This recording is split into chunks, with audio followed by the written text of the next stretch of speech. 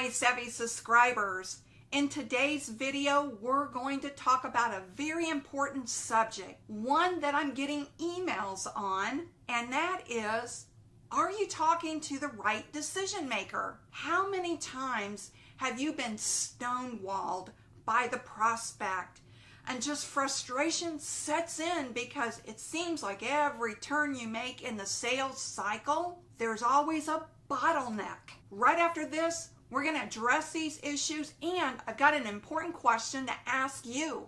Keep watching.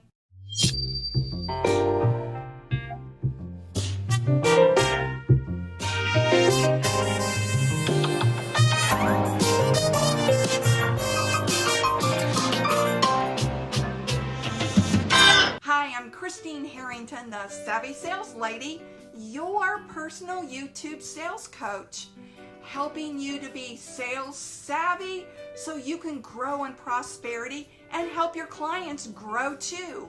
Here's my question.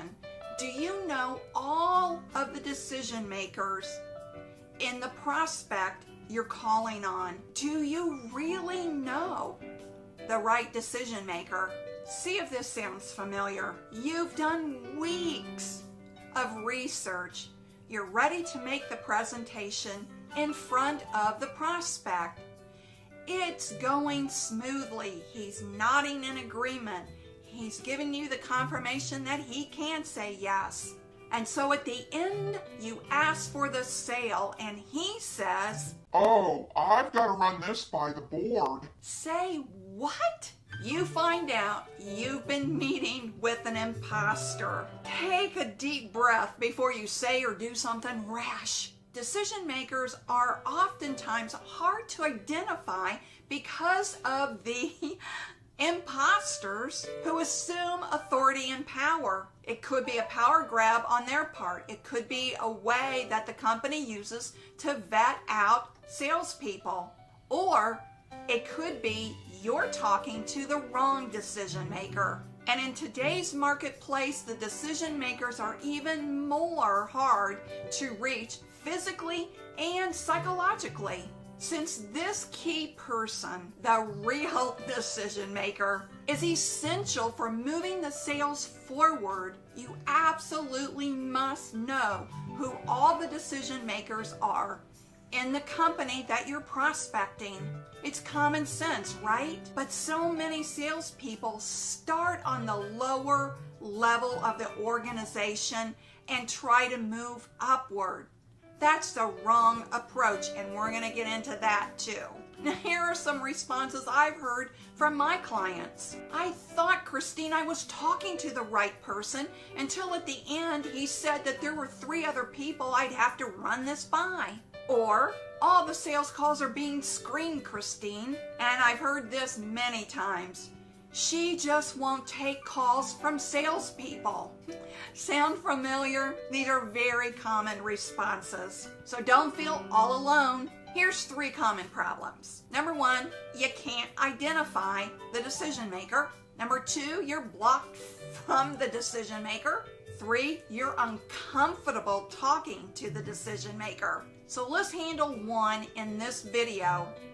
Identify the decision maker. The other 2 common problems will each be their own video. So think about the prospects within the organization that you're targeting. Chances are, if the person you're talking to that you think is the decision maker, if they don't fall into one of these 3 categories, then you're talking to an imposter or a low-level decision maker. Number 1, this person's role is to a specific sale, not to an account. Number 2, often the decision maker is in a senior management role. Number 3, and this person is well paid to forecast the future and stability of the organization. For the most part, there's only a couple of people within the organization that can really say yes to a high-level decision.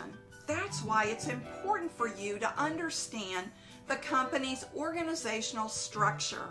Just because your lead list says that Susan is the decision maker and the right person to talk to, doesn't mean that list is correct. If you sold to this company before, Susan may have been the right person for that level of decision. But if you're coming back to them selling a larger revenue item, Susan can't make that decision. And most well-meaning salespeople make a mistake and assume Susan can. So how do you avoid this mistake? Here are 4 tips. The higher dollar amount of the sale, the higher you've got to move up the corporate ladder to get that decision. The economic climate of the company, whether they've had a recent setback or a flatline growth in sales, middle level decision makers will not be able to make that decision. You've got to go higher. Number 3, how well do they know you and your product?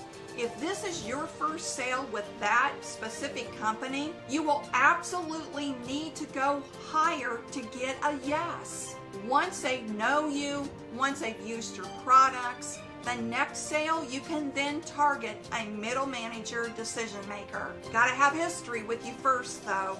Number 4, does your proposal have a long-term impact on the company? If the answer is yes, that typically will have to be approved by a high-level decision maker. Why? Because they're the ones that are in charge of long-term planning and strategy to keep the company stable. Make sense?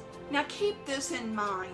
The greater the perceived risk, the higher you should go for decision makers. Here are 2 questions to ask yourself when you're trying to determine who is the real decision maker. What level within the organization should I target for final approval for the sale of this type of product? What is the perceived risk in my proposal? And does it fit within the higher decision makers or the lower decision makers? Now, here's the word of warning. Many salespeople start too low in their prospecting efforts. They don't have a full grasp of who all the decision makers are in the levels within the organization. Take time to understand the organization. Learn who the key decision makers are and decide where does your proposal fit in to these key decision makers. Now, on the next video, I'm going to continue this series, and the next one's going to be about what happens if you're blocked. Now, if you're going to try these tips, will you give me a thumbs up? And if you're not a subscriber, hit that subscribe button and the notification bell so you'll be notified when I upload the video about being blocked. And remember this, sales is a journey. It's not a quick trip around the block. See you on the next video, and don't forget to get your essential phone call checklist right below.